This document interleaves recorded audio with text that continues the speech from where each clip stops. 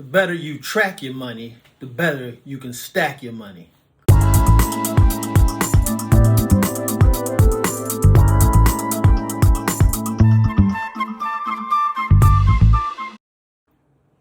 So we're going to talk about phase of the 7 phases of financial wellness, tracking money.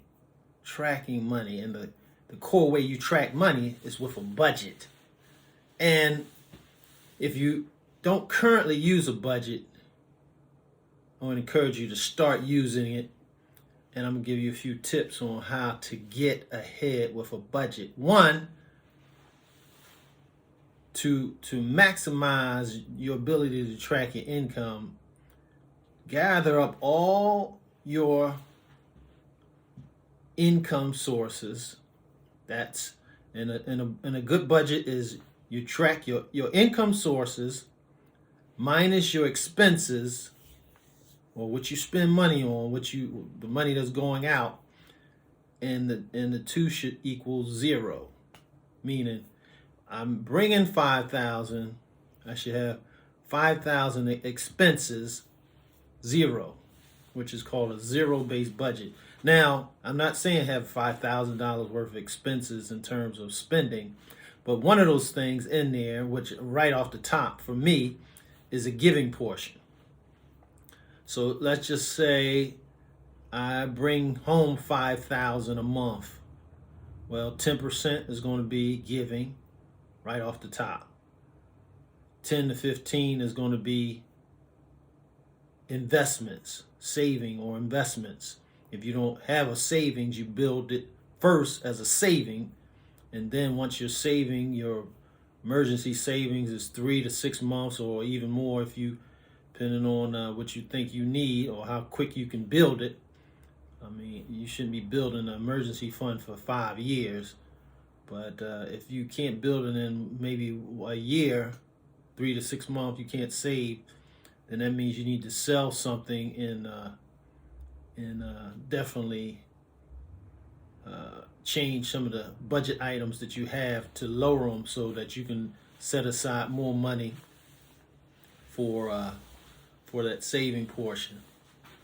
And when you get a lump sum, you can bump up that saving so that you can speed up the time. But okay, so you got 5,000. 10% would be 500. 15% would be 750. So that's 1,250 of your 5,000. So you got almost 4,000 to work with. Let's just say your mortgage is 1,000. That's 2,250. So you got 1,750 left. You can use that for all your utilities. Then when I say put together a budget, the key items, the necessities are the first thing you take care of, which means your housing, your food, your utilities, your transportation. Those things are core. Your cable bill isn't core. Your credit card bill, if you have one, isn't core. Those go at the bottom once you take care of your necessities. So just to summarize what I've said so far, you bringing in 5,000, you setting aside your first portion, giving, saving, or investments, and then you start to take care of the necessities, your housing expense like mortgage, rent. Then you take care of utilities, electric, gas, water. You take care of transportation, your car note if you have one, aim to not have one, and then your food. If you're just beginning your budget and you're trying to cut down on eating out and save more money by buying groceries and fixing your own meals. That will save you a tremendous amount of money. But the ideal is that you set an area for each of those things. Dry cleaning, all those things. You have daycare. all those expenses that you have. It might take you 2 to 3 months to really get in the gel with your budget, but don't think you're gonna master it the first month. But you don't have to, because it's gonna involve, and it's gonna have some adjustments every month anyway. So use the first few months to see how it is. I use a budget software, or a budget not software, but a app that takes care of it. So whenever I have something, I can record it. Now there's some apps or some programs that can tie right to your bank account. So if you use your card a lot, it just takes that expense and brings it, and then you can confirm what it's for or change the category. But it's a matter of just getting a handle of, one, what's coming in and what's going out, so that you're not surprised at the end of the month, like, oh wow, where'd all my money go? No, you don't have to ever say that again, because you have a visual record of it. Whether you put it on a Excel spreadsheet, a Excel spreadsheet on your computer, or some kind of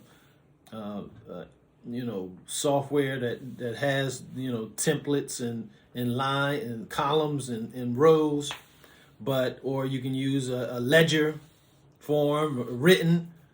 I mean, not many people use that like we used to, but the ideal, even if you just have a little wire bound notebook, the little one that you can fit in your pocket, track what you're spending.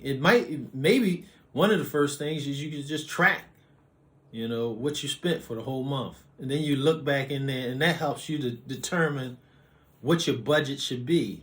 If it's a utilities, you could just add up all the utilities you had for the past year and divide that by 12, and that'll give you like an average of what you're going to expect to pay, especially if you can put on a budget plan, which is what I've done. Then your expenses are not, going up and down every month, but they budget across. And for some months, when your utilities go down, you pay a higher month. But some months your utilities might go up, but you still pay that level amount. So it allows you not get surprised, because if you like where I live, it could be very hot summers but very cold winters.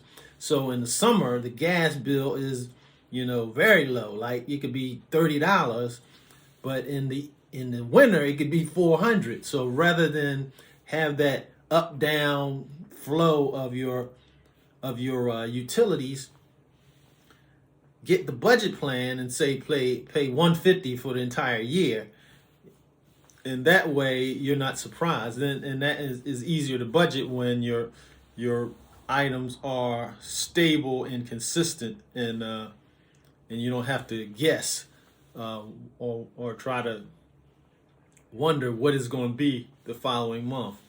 So those are what we call like fixed expenses, even though utilities is not necessarily fixed, because they fluctuate based on your usage of those utilities. But when you get a budget plan, it kind of turns it into like a fixed utility, or a fixed expense, like your mortgage. Your mortgage shouldn't change from month to month. It's a fixed expense. So those fixed expenses are easy to budget, and definitely easy to figure out. And for the variable ones, or you just get an average of what you spent and use that. And you say you might under average one month. Well, next month you take it up, and of course if you take that up, there's something else you got to lower. So you just look at all the different things that you spend money on: food, clothing,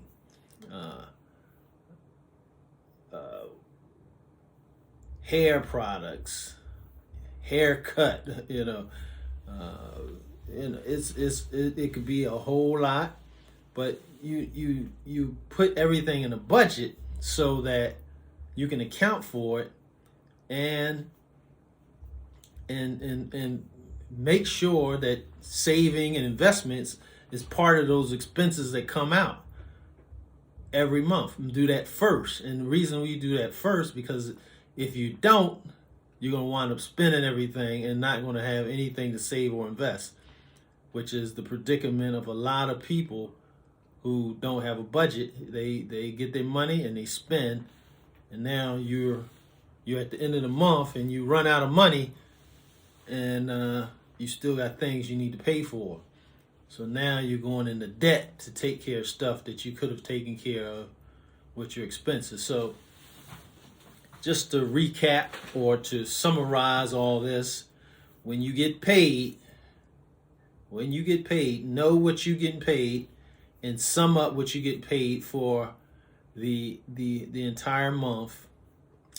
And don't just take your salary and average it by 12, but some people get paid twice a week. And there's several months that you get paid. If you get paid every 2 weeks, there's several months throughout the year where you're going to get paid 3 times in that month. So that's almost like a bonus, because if you divide it by 12, let's just say you divide your salary by 12, it might be higher than what you would make if you had just 2 paychecks, but you're not bringing in that much. So you gotta reflect the actual and that you gotten paid. And of course, if your salary fluctuates, then the good way to try to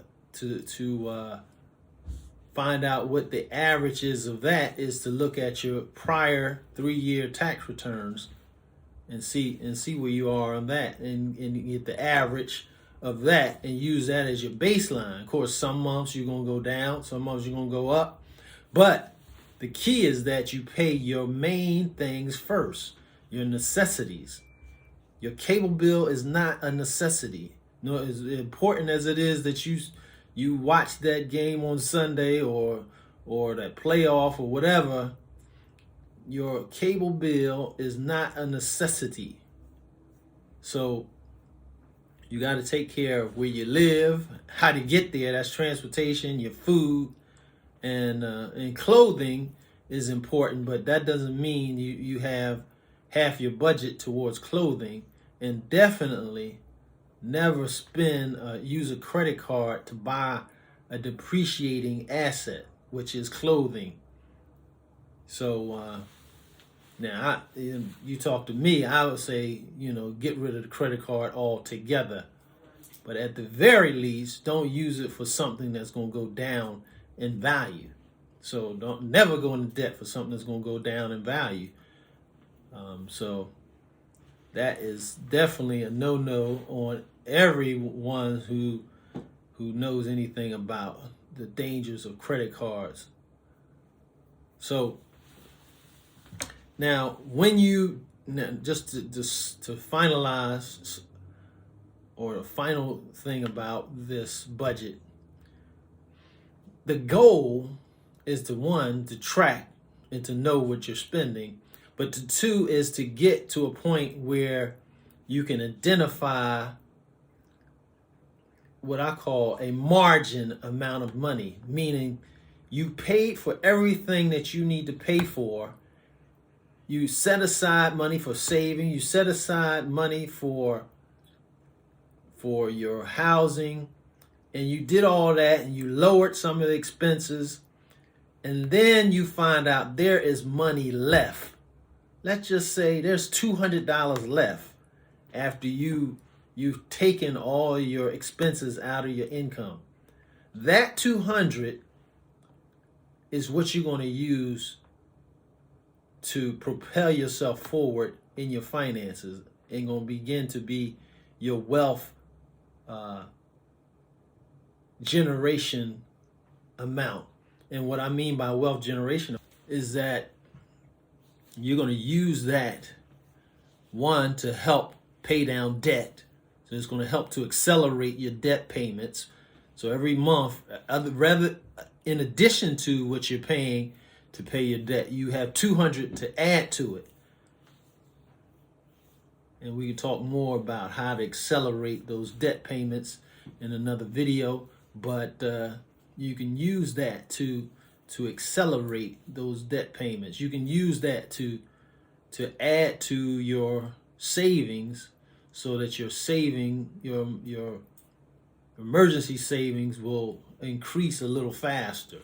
So bottom line, track it. What you track, the money you track, will help you to better stack it. When you track it, you can stack it. So get a budget today. This is Joe Brown here at Financial Wellness University. If you enjoyed this video, if it has any value to you, give it a like. If you're not a subscriber, please subscribe to the channel. Hit that little bell so that you will be notified when new videos become available. There's a little subscribe button right there, and use that, or right here, one of those sides. You'll see the little subscribe button. You can subscribe right there, but definitely hit that like button so that more people will see this video. And again, thank you for watching, and have a blessed day.